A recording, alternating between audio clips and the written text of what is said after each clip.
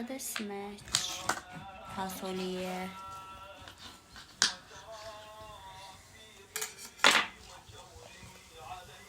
ورجلي المكسور حاطه لي حجل.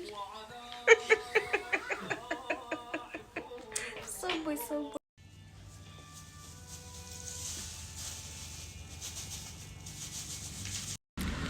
هسه جينا حتى ناكل موطة ايس كريم سوري من شارع فلسطين. هاي شارع فلسطين مو؟ ها؟ حاوي شارع فلسطين؟ اي. ندور طبعا على محل مال الايس كريم ماكو، لان الجو بعده بارد على مود هاي ما حد يبيع. هسه جينا زيونه اكو محل ورانا نشوف يبيع لو لا.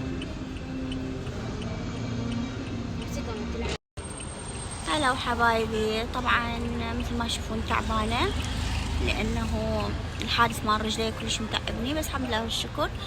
دا اطلع ودا يودوني ودا يجيبوني على مود انه اغير جو، لانه راد يصير بي كآبة. بس الحمد لله لا اختي ولا بنات اختي عايفيني ولا القرايب، كل يوم واحد يجي يزورني الحمد لله والشكر. بس طالعين حتى اكل ايس كريم وشويه اغير جو او اشتم هواء. احبكم كومات وحبيت اطلع لكم واحكي وياكم بنفسي. واخيرا لقينا ايس كريم يا جماعه، بس هذا اللون ماكو غير لون.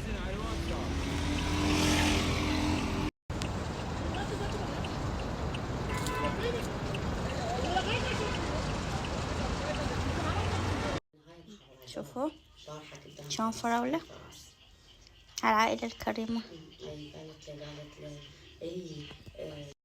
شوفوا حبايبي شنو صار برجلي.